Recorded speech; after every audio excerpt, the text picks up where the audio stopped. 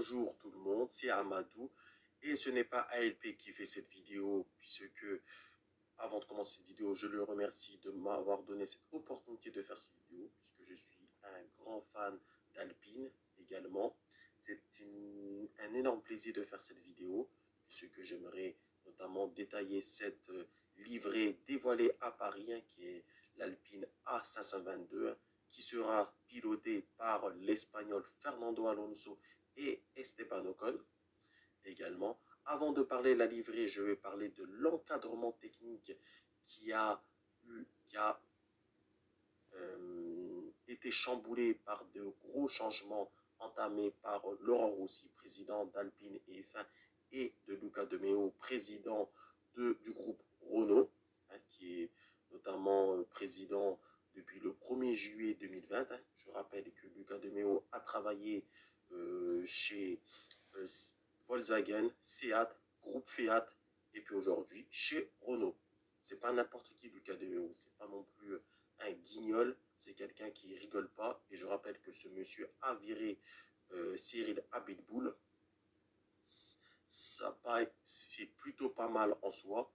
Voilà, qui est un mauvais team principal. Moi, je voulais le voir gicler, bien sûr, parce qu'il est très médiocre, notamment, même si Renault en 2020 a obtenu 3 podiums grâce à Daniel Ricciardo, bien sûr. Non, deux podiums grâce à Daniel Ricciardo à Nürburgring et à Imola. Et puis, bien sûr, sans oublier Esteban Ocon avec sa 2e place au Grand Prix de Sakir. Voilà. Donc, en parlant de l'encadrement technique, on voit Otmar Szafnauer débarquer d'Aston Martin, remplacé par le luxembourgeois Mike Krack. Donc, il a été intronisé il n'y a pas longtemps, c'est-à-dire la semaine dernière, en tant que team principal. Je rappelle que cet Américain a eu de gros succès, pas des gros succès, mais a eu de bons succès du côté de Force India notamment, avec pas mal de podiums. Avec Racing Point, pas mal de podiums, on va dire quelques podiums, une pole position et une victoire en Formule 1. Et puis il a été team principal d'Aston Martin, qui a eu un seul podium grâce à Sébastien Vettel, qui aurait pu obtenir un 2e en Hongrie, mais il a été disqualifié pour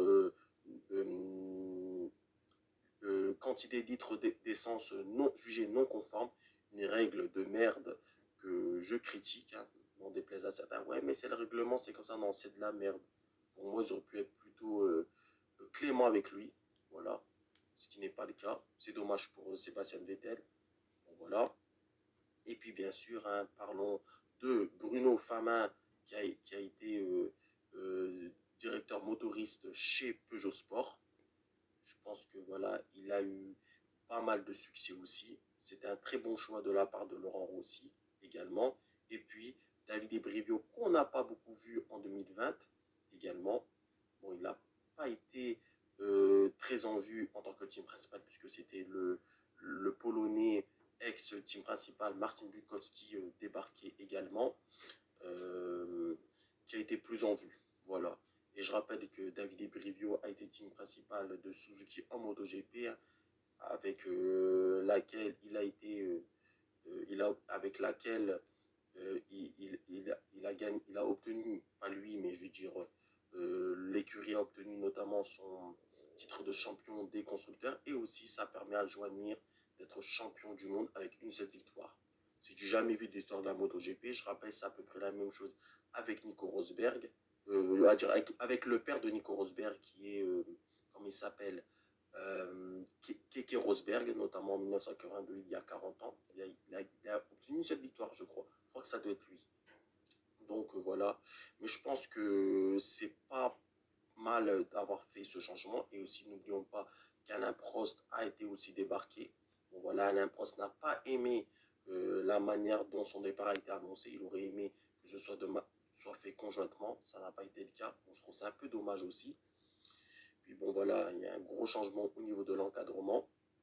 Et Otmar Szafnauer, nouveau team principal, n'est pas venu les mains dans les poches, les mains vides, puisqu'il ramène un gros sponsor avec lui qui est BWT, qui veut dire en anglais Best Water Treatment, technologie, je ne sais plus, qui est le leader mondial du traitement de l'eau, qui est présent en F1 depuis 2017.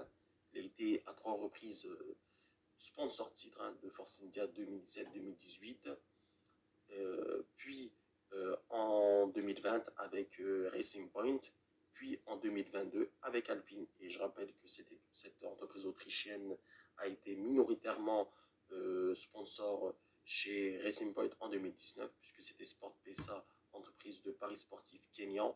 Et puis en 2021, c'était avec Aston Martin également.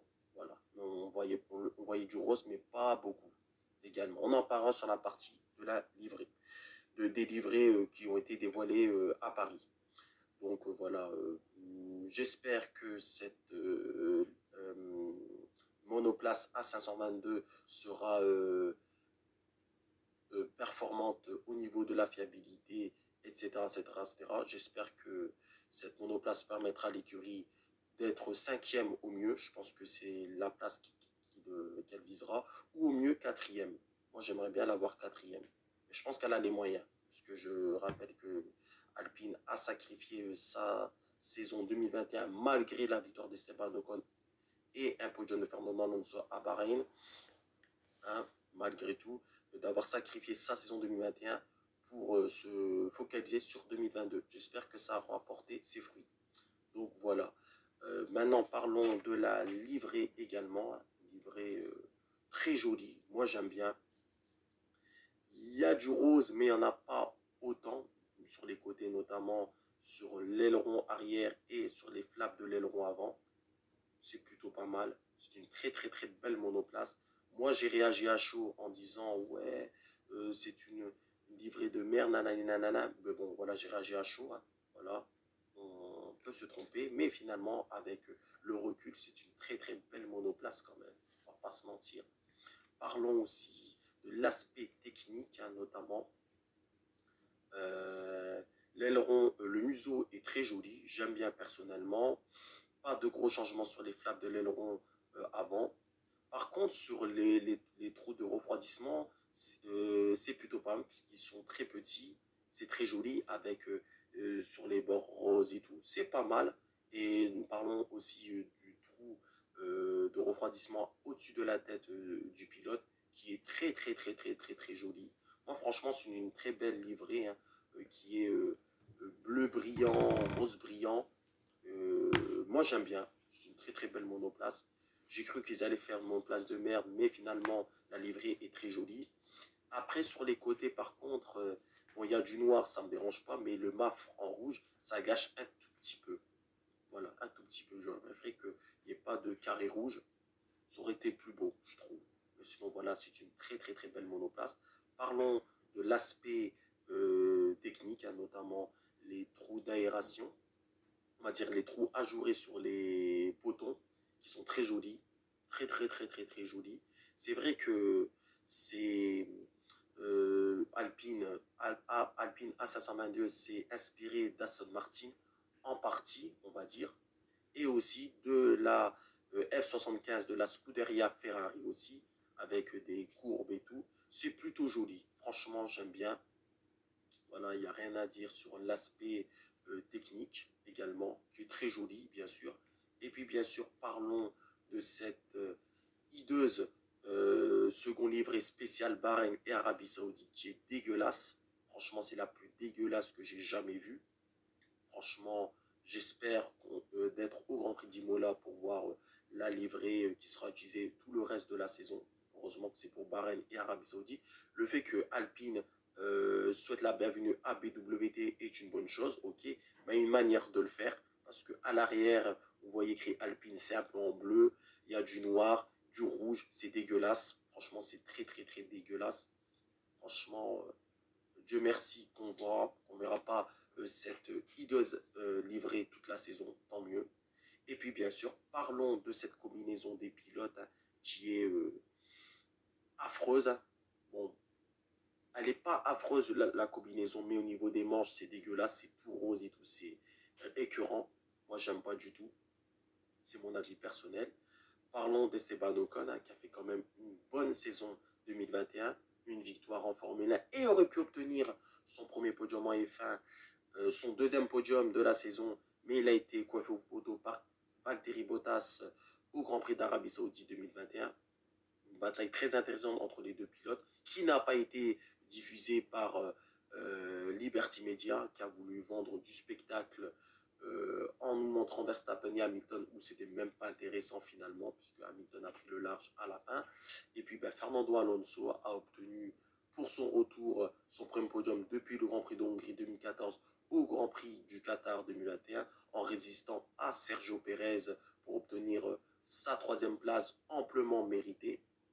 Et Fernando Alonso, pour son retour en F1, a été plus que correct, puisque bon voilà, il a montré de bonnes choses en course, mais en qualification, il a eu un peu de mal, puisque Esteban Ocon l'a quand même mangé.